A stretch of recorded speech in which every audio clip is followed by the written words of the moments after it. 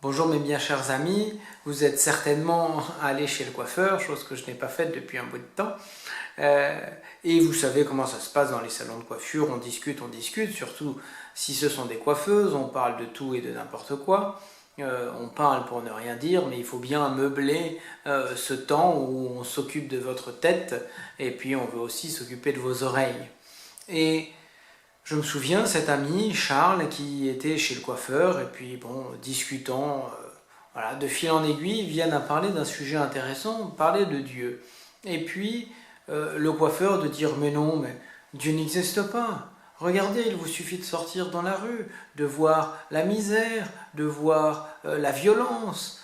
Comment un Dieu infiniment bon pourrait-il permettre cela? Et Charles, d'être un peu bête devant cet argument, puisque le mal est un mystère et que, comme disait Pascal, il y a toujours suffisamment de lumière dans un mystère pour ceux qui ne veulent que voir, et puis suffisamment d'ombre pour ceux qui sont dans des dispositions contraires, qui ne veulent pas voir. Et Charles, donc, n'a trop rien répondu à l'argument de ce coiffeur. Et puis, en sortant, il voit dans la rue un monsieur, un clochard, qui a des cheveux très longs, une barbe longue, sale et voilà, un peu repoussante. Et donc, Charles retourne chez le coiffeur et lui dit, mais monsieur le coiffeur, c'est comme ça qu'on s'adresse au coiffeur, monsieur le coiffeur, les coiffeurs n'existent pas. Mais qu'est-ce que vous racontez? Bien sûr, vous voyez bien, je viens de vous couper les cheveux et je suis un coiffeur.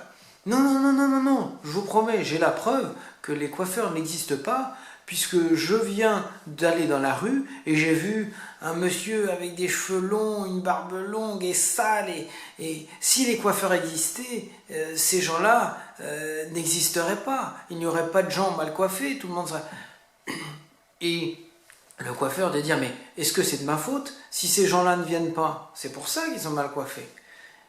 Et Charles de répondre, eh bien c'est la même chose, si les gens ne vont pas à Dieu, c'est pour ça qu'il y a de la misère et de la violence dans le monde. Si tout le monde allait à Dieu et cherchait à le suivre, eh bien évidemment, il y aurait beaucoup moins de mal, de violence, de misère dans le monde. Voilà mes bien chers frères, pour aujourd'hui.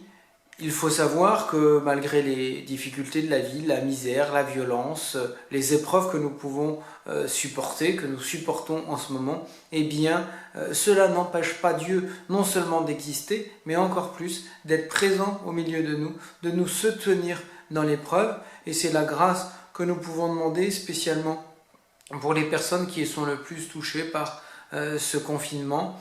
Et puis, une dame que je recommande à vos prières, qui est hospitalisée en ce moment, touchée par le coronavirus.